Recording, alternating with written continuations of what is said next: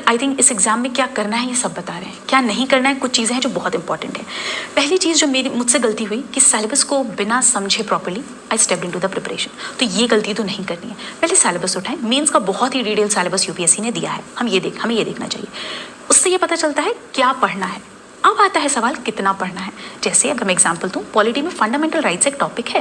Fundamental rights पे एक book भी हो सकती है, आप एक आर्टिकल पे एक बुक लिख सकते हैं। तो हमें कितना रिक्वायरमेंट है उसके लिए प्रीवियस ईयर क्वेश्चंस देखो। तो सिलेबस बताता है क्या पढ़ना है, प्रीवियस ईयर क्वेश्चन बताते हैं कितना पढ़ना है, कितना रिक्वायरमेंट है। ये दो चीज़ों के बाद तीसरी चीज़ आती है बेसिक्स। एंड बेसिक्स के लिए आई थिंक एनसीईआरटी से बेहतर कुछ नहीं है। अब मैं ये बिल्कुल नहीं कहती कि 6 से 12 की सारी एनसीईआरटी पढ़नी है। कुछ स्पेसिफिक कुछ बेसिक्स हैं जिनको आपको रेफर करना है। बहुत ही limited number of standard books, क्योंकि आई थिंक एक मुझसे जो गलती हुई कि वो मैं बहुत सोर्सेज को रेफर करती थी। अब जिस सब्जेक्ट से डर लग रहा है, जैसे हिस्ट्री वीक है तो हिस्ट्री के लिए मैंने कम से कम 10 किताबें पढ़ ली हैं।